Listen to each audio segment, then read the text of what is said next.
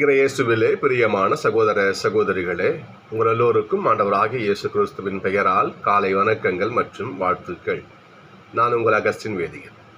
இன்று ஏப்ரல் மாதம் 18ஆம் தேதி 2025ஆம் ஆண்டு.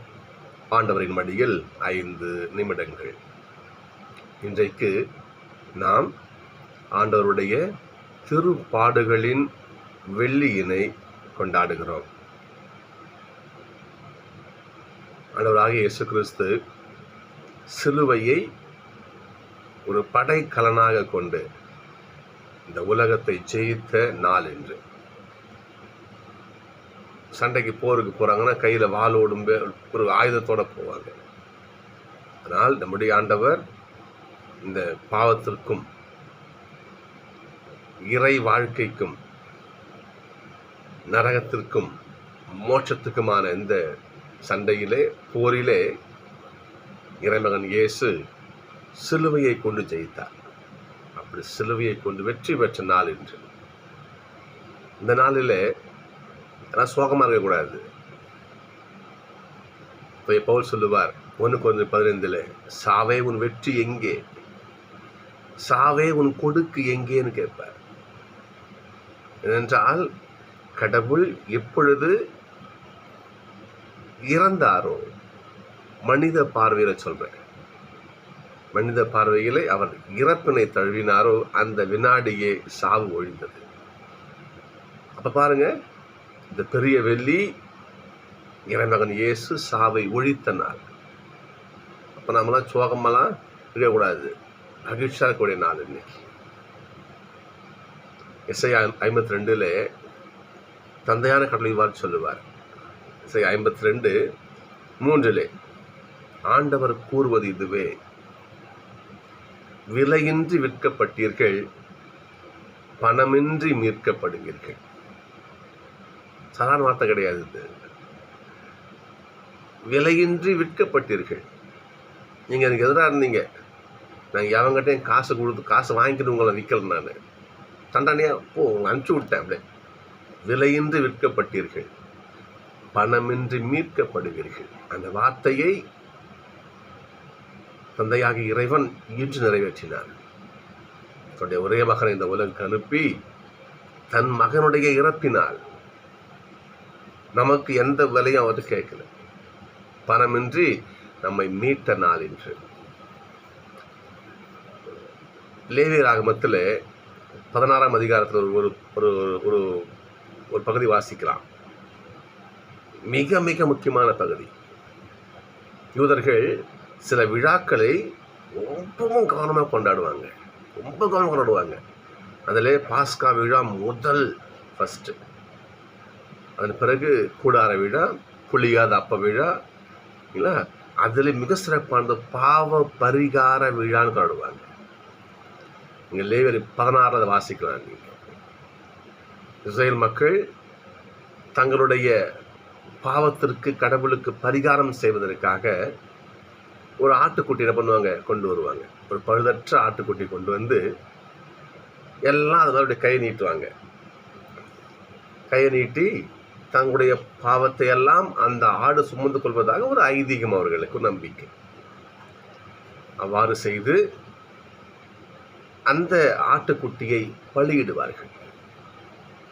பலியிட்டு அந்த ரத்தத்தின் ஒரு சிறு பகுதியை கொண்டு போயிட்டு ஆலயத்திற்கு, இஸ்ரேல் ஆலயத்திற்கு உள்ள போயிட்டு அந்த பீடத்தில் பெரிய குரு தெளிப்பார். பெரிய குரு அந்த ஒரு நாள் மட்டுமே பெரிய குரு ஆலய உள்ள கோயிலுக்குள்ள திரைச்சீலைக்கு உள்ள போவார். திரைச்சீலைக்கு உள்ள அதி உன்னத இடம் சொல்லுவாங்க. அதி உன்னத இடம். ஆலயம் 3 பிரிவாக பிரிக்கப்பட்டிருக்கிற இஸ்ரேல் ஆலயம்.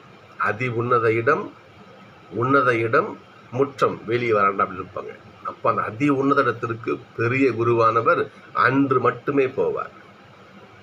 அந்த வெட்டப்பட்ட ஆட்டு ரத்தத்தை என்ன பண்ண கொண்டு போயிட்டு பீடத்தின் மேலே தெளிப்பார். ஈசோப்புங்கிற புல் நினைச்சி ஒரு பகுதியை மக்கள் மேலே தெளிப்பார். அப்போ பெரிய குரு சொல்லுவார், உங்களுக்கும் கடவுளுக்கும் இருக்கின்ற பாவம், அதாவது உங்களுக்கிடையே இருக்கிற பாவம் ஒழிந்தது என்று சொல்லி அந்த பாவத்துக்கான பரிகாரம் செய்கிற விழா. அப்போ இன்றைக்கு யூதர்கள் கொண்டாடிய பாவ பரிகார விழாவுடைய மறு உரு மாற்றம்னு சொல்லலாம் இந்த இந்த திருப்பாடலுடைய வெள்ளி. அன்றைக்கு பெரிய குரு ஆற்றத்தை கொண்டு போனார்.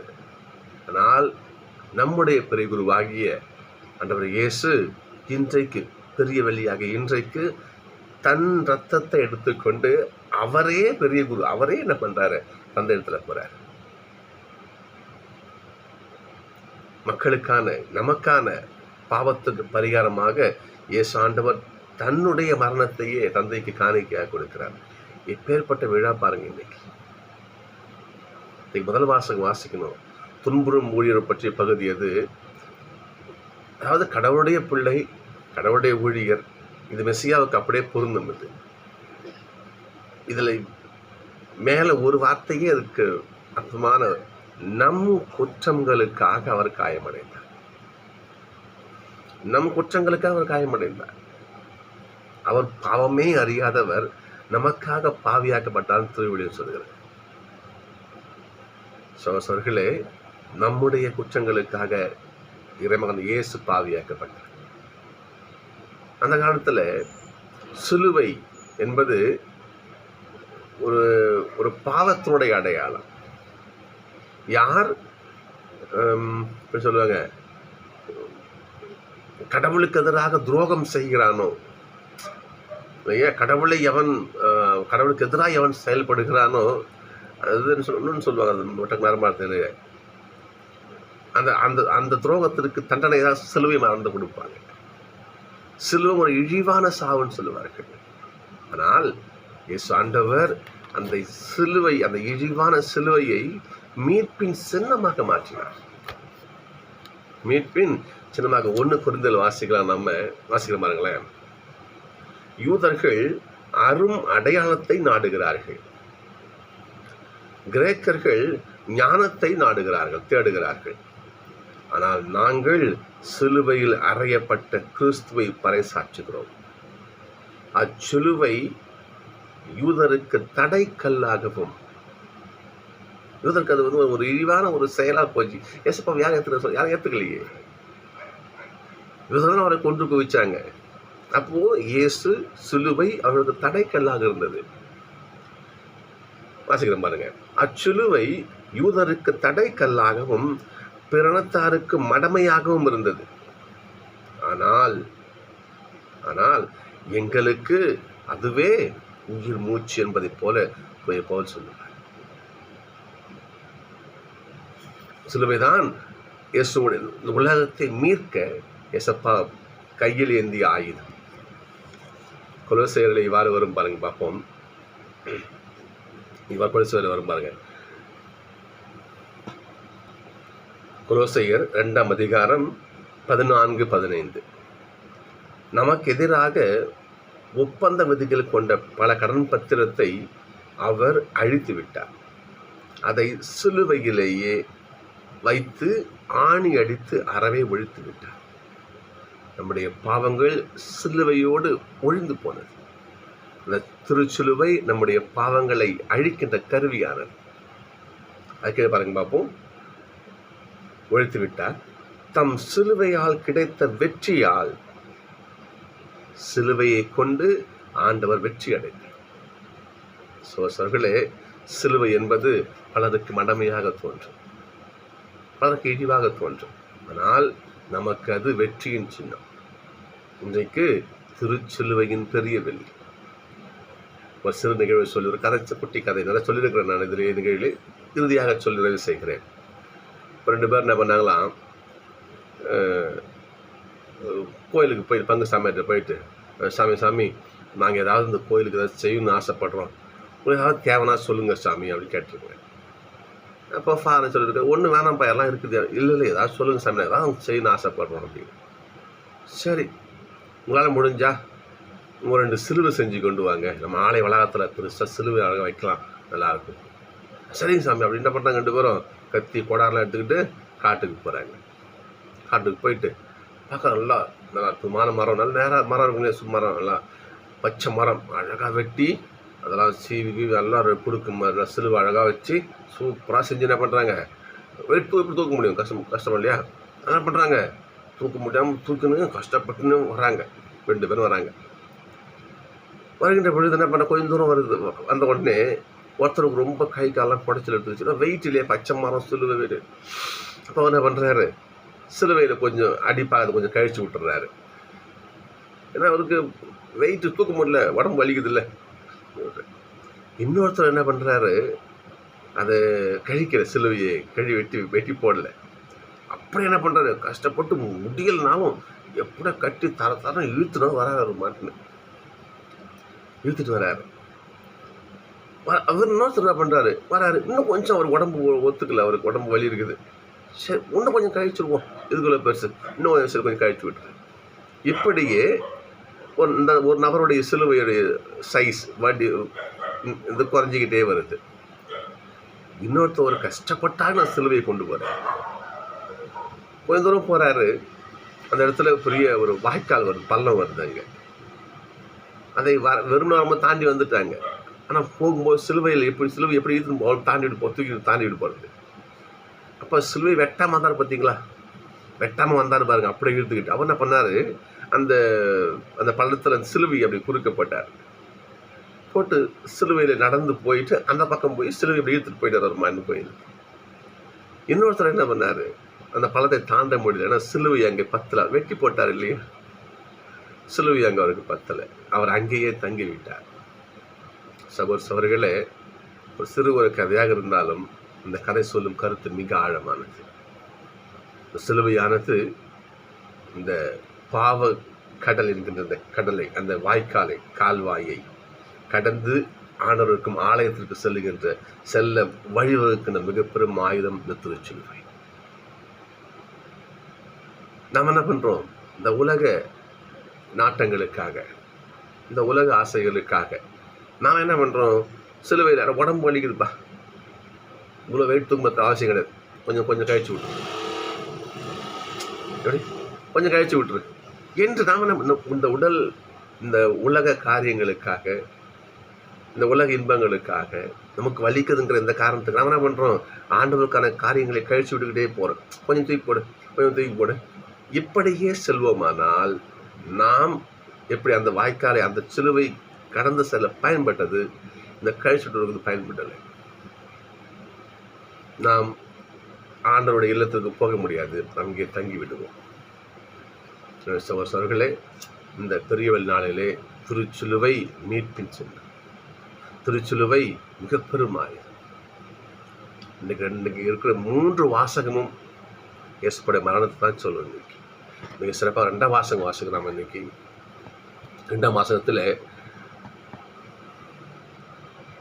2ஆம் வாசகம் முதல் வரைக்கும் வாசி பார்த்தோம்னா, வானங்களை கடந்து சென்றவர் நம்முடைய ஆண்டவர் இயேசு கிறிஸ்து.